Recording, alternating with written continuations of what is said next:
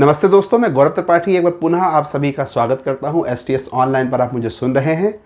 आप में से वो बच्चे जो प्रॉपर मेरे चैनल पर बने हुए हैं, एक्टिव बने हैं, वो जानते हैं कि मेरे द्वारा राज व्यवस्था की श्रृंखला चलाई जा रही है। काफ़ी सारे वीडियोस प्रारंभ से डाले जा चुके हैं। जो मेरे चैनल पर ये पहला वीडियो देख रहे हैं उनसे मैं आग्रह करूँगा कि सर्वप्रथम वो जाकर चैनल के प्लेलिस्ट में राज व्यवस्था की श्रृंखला के बाकी वीडियोज़ देखें और फिर इस वीडियो का लाभ उठाएँ। तो जैसा कि आप जानते हैं, मूल अधिकार अनुच्छेद 12 से 35 भाग 3 के विषय में हम 2 लेक्चर्स में पहले ही चर्चा कर चुके हैं। मेरे द्वारा आपको पूर्व के लेक्चर से बताया गया है कि क्योंकि एक बड़ा टॉपिक है, इसको 30-35 मिनट में पढ़ाना संभव नहीं है। पढ़ाया तो जा सकता है, लेकिन वो एक तरह से आपको पूर्ण ज्ञान देने में धोखे के समान है। तो इसीलिए मैंने एक पहले लेक्चर में आपको समानता के अधिकार के विषय में बताया है। दूसरे लेक्चर में यानी कि मूल अधिकार के भाग 2 में मैंने स्वतंत्रता के अधिकारों के विषय में विस्तार से प्रकाश डाला है। आज हम बाकी के जो 6 अधिकार हैं, जैसा कि आप जानते हैं, यदि नहीं जानते हैं तो मैं शॉर्टकट में आपको यहां बता रहा हूं। विस्तार से आप मेरे वो दोनों वीडियोस देखें और लाभ उठाएं। तो मैं यहां बताना चाहता हूं कि संविधान में, भारतीय संविधान में भाग 3 में वर्णित अनुच्छेद 12 से 35 में मूल अधिकारों का वर्णन किया गया है। मूल अधिकार क्या होते हैं? मूल अधिकार वो अधिकार है जो संविधान में अन्य अधिकारों की भांति आपको प्रदत्त किए गए हैं संविधान निर्माताओं के द्वारा। फर्क सिर्फ इतना है, क्यों ये स्पेशल है, क्यों ये सुपरहिट है और क्यों ये ज्यादा पूछे जाते हैं? क्योंकि मूल अधिकारों के संरक्षण के विषय में काफी सारे प्रावधान किए गए हैं। तो समानता का अधिकार और स्वतंत्रता का अधिकार मेरे द्वारा बताया जा चुका है। बाकी के जो 4 प्रमुख अधिकार हैं वो विस्तार से आज मैं आपको समझाऊंगा। चलिए आइए, तीसरे अधिकार के रूप में हम पढ़ेंगे शोषण के विरुद्ध अधिकार। अब शोषण के विरुद्ध अधिकार में हम 2 कैटेगरीज को पढ़ते हैं, 2 प्रमुख कैटेगरीज को। सबसे पहले तो आप ये याद रखिए कि शोषण के विरुद्ध अधिकार में मुख्य रूप से यह 2 अनुच्छेद आते हैं, अनुच्छेद 23 और अनुच्छेद 24। याद करने का तरीका सबसे पहले आप समझिए। मानव दुर्व्यापार और बलात् श्रम का निषेध अनुच्छेद 23 में आता है और बच्चों से संबंधित अनुच्छेद 24 में आता है। तो कई बार लोग इसमें भी कंफ्यूज होते हैं कि बलात् श्रम किसमें है और बच्चों से संबंधित कारखानों में काम करने से निषेध किसमें है। तो अनुच्छेद 23 में एक है और 24 में दूसरा है। याद करने का तरीका यह है, पहला जो है वो बड़े बुजुर्गों के लिए है, युवाओं के लिए है, वयस्कों के लिए है, और दूसरा बच्चों के लिए है। तो वयस्क पहले दुनिया में आते हैं, बच्चे बाद में आते हैं। तो आप ऐसे याद रखें कि मानव दुर्व्यापार या बलात् श्रम जो कि वयस्कों से संबंधित है मुख्यतया, वो 23 है यानी पहले आता है, और 23 के बाद 24 आता है, वो बच्चों से संबंधित है। आइए शब्दों के अर्थ में ध्यान दीजिए। देखिए, ये दुर्व्यापार, बलात् श्रम, बेगार, इन सब शब्दों के अर्थ जब तक आप गंभीरता से नहीं समझेंगे तब तक पढ़ते भी हैं और भूल भी जाते हैं। तो मानव दुर्व्यापार से क्या संबंध है? मानव दुर्व्यापार का मतलब यहां पर यह है, यदि आप विस्तार से समझें तो मानव को व्यापार की वस्तु के रूप में प्रयोग नहीं किया जाएगा। जैसे वस्तुओं की हम खरीद फरोख्त करते हैं, खरीदते हैं, बेचते हैं, उसी प्रकार इस अनुच्छेद 23 में यह प्रावधान दिया गया है कि पुरुष, महिला और बच्चों की वस्तु के समान खरीद फरोख्त नहीं होगी। जैसे वस्तुओं को हम खरीदते हैं, बेचते हैं, ऐसे ही वस्तुओं के समान पुरुषों को, महिलाओं को और बच्चों को खरीदा और बेचा नहीं जा सकता। महिलाओं और बच्चों का अनैतिक दुर्व्यापार भी इसमें निषेध किया गया है। अब अनैतिक दुर्व्यापार से मतलब क्या है? आप जानते हैं, वेश्यावृत्ति की एक कुपरंपरा हमारे समाज में, एक गैर कानूनी परंपरा होने के बाद भी प्रचलित है। कहीं ना कहीं आप देखते सुनते रहते हैं, समाचार पत्रों में आए दिन ये समस्या आती रहती है। तो अभी तक पूछा तो नहीं गया है, लेकिन अगर प्रश्न में आ जाए कि वेश्यावृत्ति हमारे यहां निषेध है, कानूनी रूप से बैंड है, यह किस अनुच्छेद में कहा गया है, तो आपका माथा एकदम वहां चकराएगा, आप तोता की तरह वहां चू चू करने लगेंगे। क्यों? क्योंकि आप मानव दुर्व्यापार और बलात् श्रम तो पढ़ के गए हैं, लेकिन अंदर झांके ही नहीं है। तो आज के बाद आपको यह गलत नहीं होना है। अगर पूछ दे कि वेश्यावृत्ति का निषेध यानी वेश्यावृत्ति कानूनी अपराध है, वेश्यावृत्ति हमारे यहाँ कानूनी रूप से बैंड है, ये किस अनुच्छेद में कहा गया है? तो भैया प्यारे प्यारे बच्चों, महिलाओं और बच्चों के साथ अनैतिक दुर्व्यापार संभव नहीं है भारत में। यह चिल्ला के कहता है अनुच्छेद 23। याद रखें, नोट करें अच्छे से। देखिए, ये वो प्रश्न है जो अभी हिट नहीं हुए हैं। मेरी कोशिश वो चीज़ों को तो बताना ही है जो एक परंपरागत चीज़ें हैं और सब आपको पढ़ाते हैं। मेरा प्रयास यहाँ उन चीज़ों को जरूर टच करना है जो प्रायः कम पूछी गई हैं या पूछी ही नहीं गई, लेकिन संभावना है, जब किताब में छपी है, संविधान में छपा हुआ है, तो पूछा तो कुछ भी जा सकता है। तो याद रखिए, वेश्यावृत्ति एक कानूनी अपराध है। वेश्यावृत्ति हमारे यहाँ बैंड है और ये दुर्व्यापार के अंतर्गत आता है, मानव दुर्व्यापार, या यूं कहें कि महिलाओं के दुर्व्यापार के अंतर्गत आता है और अनुच्छेद 23 में वर्णित है। पहले देवदासियां हुआ करती थी, दास हुआ करते थे स्वतंत्रता से पहले।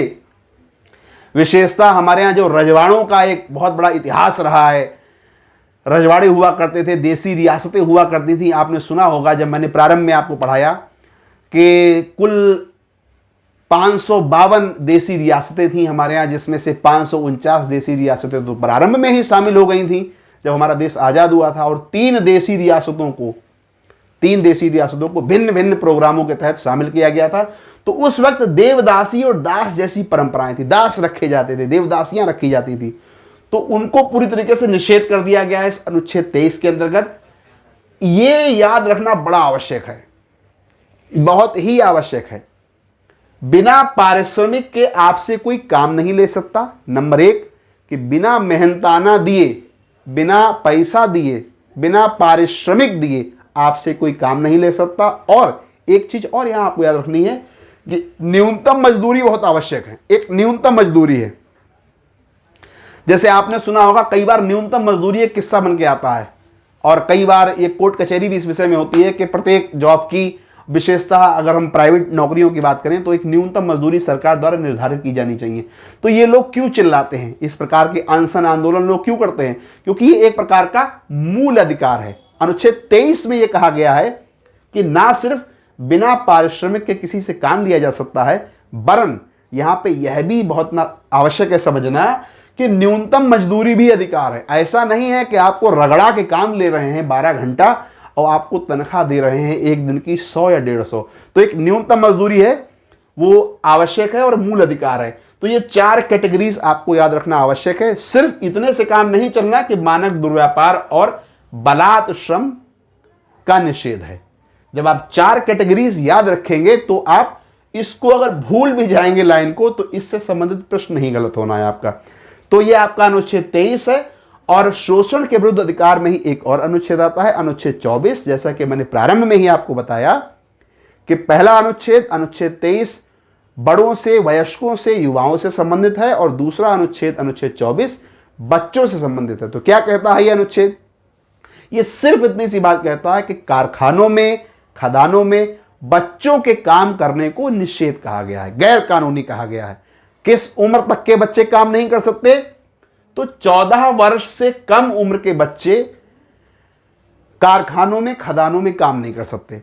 हालांकि पहले इसमें परंपरा यह थी, प्रारंभ में जब ये संविधान का निर्माण हुआ और इन अनुच्छेदों को डाला गया, तो प्रारंभ में परंपरा यह थी, प्रावधान यह था कि कारखानों में और खदानों में बच्चे काम नहीं कर सकते। लेकिन जहां पे कोई जटिल कार्य कर नहीं है, जहां पे शारीरिक अंगों के जीर्ण शीर्ण होने का खतरा कम है, शरीर के खतरे कम है, शारीरिक संबंधी खतरे कम है, वहां पर 14 वर्ष से कम के बच्चे काम नहीं कर सकते। बाकी जगहों पे कर सकते हैं। लेकिन मैंने यहां पे लिखा नहीं है, एक अनुच्छेद और एक बाद में अमेंडमेंट आया है, आप चाहें उसे नोट कर लें। एक बाल श्रम अधिनियम आया है 2016 में, उसमें यह प्रावधान जोड़ दिया गया है कि 14 वर्ष से कम उम्र के बच्चे सिर्फ कारखानों और खदानों में ही नहीं, कहीं नहीं काम कर सकते हैं। 14 वर्ष से कम के बच्चे कहीं भी काम नहीं कर सकते हैं।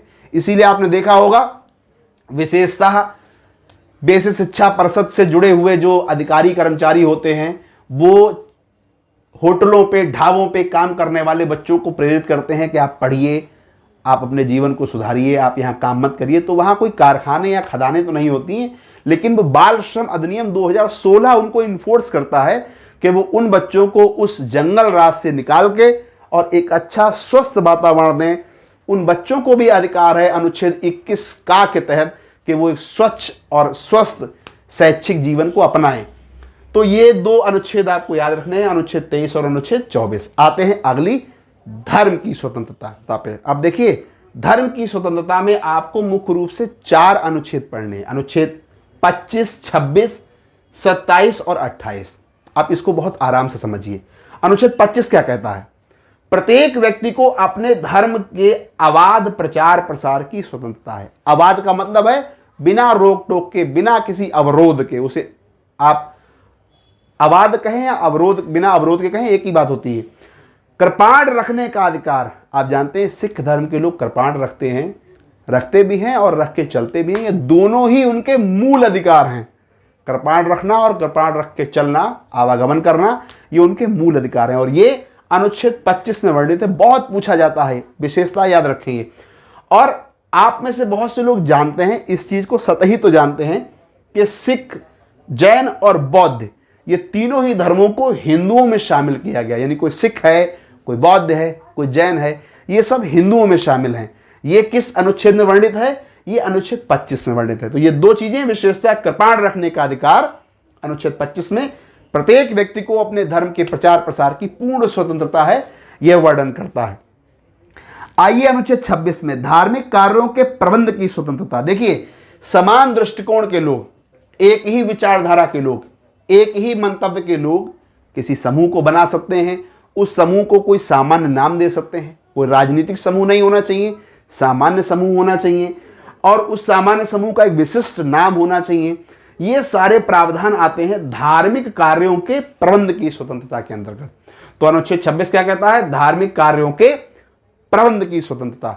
ये दो आपके 25 और 26 हो गए। अनुच्छेद 27, धर्म की अभिव्यक्ति के लिए करों के संदाय की स्वतंत्रता। इसको आसान भाषा में अगर कहें तो राज्य किसी भी धार्मिक अनुष्ठान पर, किसी भी धार्मिक कार्य पर किसी प्रकार के कर को आरोपित नहीं कर सकती। राज्य किसी भी टैक्स को आरोपित नहीं कर सकती। यह अनुच्छेद 27 में वर्णित किया गया। देखिए मित्रों, अनुच्छेद 27 को बड़ा गंभीरता से पढ़िएगा, इसलिए क्योंकि मूलतः अनुच्छेद 25, 26 और 28 ही पढ़ाए जाते हैं और वो ही बच्चे पढ़ लेते हैं। अगर हम धर्म के स्वतंत्रता की बात करें तो मूलतः पढ़ाए भी 25, 26 और 28 पढ़ाए भी जाते हैं और बच्चे पढ़ते भी यही हैं। बहुत सारे बच्चे अनुच्छेद 27 को स्किप कर देते हैं, छोड़ देते हैं। तो पुनः रिपीट कर रहा हूं, अनुच्छेद 27, राज्य किसी भी धार्मिक अनुष्ठान के लिए, किसी भी धार्मिक कार्य के लिए किसी प्रकार के कर को, टैक्स को आरोपित नहीं करेगा। यह किसमें कहा गया है? अनुच्छेद 27 में कहा गया है। अनुच्छेद 28 क्या कहता है? धार्मिक शिक्षा में उपस्थित होने की स्वतंत्रता देता है, अनुच्छेद 28।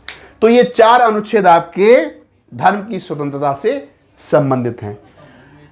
अनुच्छेद 29 और अनुच्छेद 30, ये दो अनुच्छेद संस्कृति और शिक्षा संबंधी हैं, या फिर आप यूं कहें कि अल्पसंख्यकों से संबंधित हैं, अल्पसंख्यकों से। तो अनुच्छेद 29 कहता है कि अल्पसंख्यकों के हितों का आरक्षण। किस प्रकार का आरक्षण? भैया, किसी को भी कुछ भी बोलने का अधिकार है। कुछ भी बोलने से मतलब यहां बोली से है, गाली गलौज से नहीं है, अभद्र भाषा से नहीं है। तो कोई भी बोली, कोई भी भाषा, कोई भी लिपि, कोई भी संस्कृति को सुरक्षित करने का अधिकार, और किसी को धर्म, जाति या भाषा, ध्यान से सुने, धर्म, जाति या भाषा, इन तीन के आधार पर किसी संस्थान में प्रवेश से रोका नहीं जा सकता। अनुच्छेद 30 क्या कहता है? अल्पसंख्यकों की शिक्षा संस्थानों की स्थापना और प्रशासन। यानी अल्पसंख्यकों की शिक्षा के उत्थान के लिए संस्थाओं का निर्माण किया जाता है और प्रशासन उस प्रकार से चलाया जा सकता है। तो ये दो आपके संस्कृति और शिक्षा से संबंधित अधिकार हैं। अब देखिए, ये जो अनुच्छेद 32 है, मैंने प्रारंभ में आपको बताया था, जब मूल अधिकार पढ़ाना प्रारंभ किया था तो मैंने आपको सबसे पहले तो अनुच्छेद 12 बताया कि राज्य की परिभाषा उसमें बहुत व्याख्यायित करी गई है कि राज्य शब्द का अर्थ क्या है। वह संसद भी है, वह विधानमंडल भी है, वह स्थानीय निकाय भी है, और वो इंडिविजुअल बॉडीज भी, जैसे LIC, ONGC, गेल, भेल, ये सब राज्य के परिभाषा के अंतर्गत आते हैं। फिर मैंने आपको अनुच्छेद 13 बताया था। मैंने आपको बताया था ये कि अनुच्छेद 13 ही डिफरेंशिएशन पैदा करता है मूल अधिकार और बाकी अधिकारों में। जैसे कई बारी लोग ये पढ़ा देते हैं कि मूल अधिकार वो होते हैं जो हमको संविधान से प्रदत्त हैं, संविधान निर्माताओं ने हमें दिए हैं। तो भैया, हमको तो विधिक अधिकार भी दिए हैं, हमको तो राजनीतिक अधिकार भी दिए हैं, हमको आर्थिक अधिकार भी दिए हैं, ये सब अधिकार वर्णित हैं भैया। आपकी प्रस्तावना पढ़े हैं, हम पढ़ाएं आपको प्रस्तावना, जाके मेरे साइट पर पढ़िए कि उसमें सारे अधिकार आपको दिए गए हैं। फिर इस मूल अधिकार में स्पेशल क्या है, तो मूल अधिकार इसलिए सबसे जुदा है क्योंकि इसमें आपके मूल अधिकारों को, जो अधिकार प्रदत्त किए गए, उनकी न्यायिक समीक्षा की बात की गई है। न्यायिक समीक्षा कैसी, कि अगर राज्य किसी ऐसे विधि का निर्माण करता है, अगर राज्य किसी ऐसे कानून का निर्माण करता है जिसमें आपके मूल अधिकारों का किंचित मात्र भी हनन हो रहा है, किंचित मात्र भी छेड़छाड़ हो रही है, तो ऐसे वक्त में आपके साथ दो लोग खड़े हैं, पहला सुप्रीम कोर्ट और दूसरा हाई कोर्ट। सुप्रीम कोर्ट कहता है आ जाओ मेरे पास, अनुच्छेद 32 हमारे पास है और हम तुम्हारे खिलाफ, हम तुम्हारे साथ उन लोगों के खिलाफ खड़े हैं जिन्होंने तुम्हारे मूल अधिकारों का हनन किया है। और अनुच्छेद 226 मैं यहां लिख भी देता हूं, हालांकि मैंने वहां भी लिखा है, यहां भी लिख देता हूं, अनुच्छेद और अनुच्छेद 26, अनुच्छेद 32 सुप्रीम कोर्ट और अनुच्छेद 226 हाई कोर्ट। तो ये अनुच्छेद 32 और अनुच्छेद 226 के तहत जो है आपके मूल अधिकारों का संरक्षण होता है। मूल अधिकारों का संरक्षक कौन है, ये प्रश्न आता है। मूल अधिकारों का संरक्षक कौन है, आपकी न्यायालय, आपकी सुप्रीम कोर्ट। ये ध्यान रखें अच्छे से, संविधान की आत्मा डॉक्टर भीमराव अंबेडकर को इसको कहा गया है। ये तो प्रश्न इतना छीछा लेदर मचाए है, मतलब छीछा लेदर शब्द मैं इसलिए बोल रहा हूं, छीछा लेदर तो वहां पे बोला जाता है जहां पे हर तरफ वही चीज आपको नजर आए। मूल अधिकार से कुछ आया हो ना आया हो, लेकिन कम से कम जैसे 395 अनुच्छेद हैं आप जानते हैं, तो मुझे लगता है कि भारतवर्ष में भिन्न भिन्न परीक्षाओं में, भिन्न भिन्न प्रश्न पत्रों में 395 से अधिक बार ये प्रश्न पूछा गया है कि किसने कहा है कि संवैधानिक उपचारों का अधिकार संविधान की आत्मा है। क्या अंबेडकर जी ने इस विषय में क्या कहा है? तो सबसे पहले याद रखिए कि संविधान की आत्मा क्या है, संवैधानिक उपचारों का अधिकार। कौन सा अनुच्छेद है, अनुच्छेद 32। किसने कहा है, डॉक्टर VR अंबेडकर जी ने कहा है। ये कौन थे, अगर ये भी हमको यहां बताना पड़ा तो हमको लगता है कि हमारे पढ़ाने का कोई फल नहीं है। आप भी इस वीडियो को बंद करें और कुछ और करें जाके। तो अब ये कहा क्यों इन्होंने ये कहा है इसलिए क्योंकि संवैधानिक उपचारों के अधिकार के अंतर्गत ही कोर्ट कुछ प्रकार की रिट्स जारी करता है। रिट्स कैसी, बंदी प्रत्यक्षीकरण, परमादेश, प्रतिषेध, उत्प्रेषण और अधिकार प्रच्छा। ये कुछ प्रकार की रिट्स हैं जो भिन्न भिन्न विषयों पे, भिन्न भिन्न कैटेगरीज में आरोपित की जाती हैं। अब इन रिट्स से बहुत सारे प्रश्न आते हैं। अनुच्छेद 32 के अंतर्गत ये जो रिट्स जारी करी जाती हैं, इन रिट्स से बहुत सारे क्वेश्चंस आते हैं। ये मैं डिटेल में आपको अगले लेक्चर में बताऊंगा। आज मैंने प्रयास किया है कि जितने भी बचे हुए अधिकार थे, हम 2 अधिकारों के विषय में तो पहले ही लेक्चर्स में डिस्कस कर चुके हैं, तो जितने भी बचे हुए अधिकार थे वो मैंने सारे यहाँ पे अच्छे से आपको समझाने का प्रयास किया है। पहले और दूसरे लेक्चर का लिंक भी मैं इस लेक्चर में शेयर कर दूंगा। ये 3 लेक्चर आपके सामने प्रस्तुत हैं मूल अधिकारों से संबंधित। एक छोटा सा लेक्चर और आएगा जिसमें इन 5 रिट्स के बारे में विस्तार से समझाया जाएगा और इन 4 लेक्चर्स में आपके मूल अधिकार समाप्त हो जाएंगे। जैसा कि मैंने आपको अपने पहले लेक्चर में भी बताया, दूसरे लेक्चर में भी बताया और इस लेक्चर में भी बता रहा हूं कि कुछ भी पढ़ने से पहले या परीक्षा से पहले, कुछ भी रिवीजन करने से पहले, सबसे पहले जो चीज आपको रिवीजन करनी है या पढ़नी है वो है मूल अधिकार। क्योंकि जिस प्रकार आपके अधिकारों की एक गारंटी है सुप्रीम कोर्ट, उसी प्रकार एक तरीके से यह भी गारंटी है कि इससे प्रश्न आना ही आना है। 2 से 3 प्रश्न इससे आते हैं। अब वो 2 से 3 प्रश्न आपके सही तभी होंगे जब आप ऐसे विस्तार से पढ़ेंगे। अगर उसमें से एक प्रश्न आपको सही करना है तो आप वन लाइनर के रूप में इसे 20 से 25 मिनट में कहीं और से पढ़ सकते हैं। बहुत सारे वीडियो है यूट्यूब पे, लेकिन विस्तार से अगर पढ़ेंगे तो 100% पूरे के पूरे नंबर आप पाएंगे। कहीं से भी प्रश्न गड्ढा खोद के एग्जामिनर देगा, आप रिप्लाई करेंगे उसका। चलिए, बहुत जल्दी आपके साथ उपस्थित होते हैं उस अंतिम वीडियो के साथ। STS ऑनलाइन पर बने रहिए, ऐसे ही वीडियोस को देखे रहिए और बहुत ही शॉर्ट टाइम में आपको पूरा सिलेबस मेरे द्वारा कवर करा दिया जाएगा। धन्यवाद।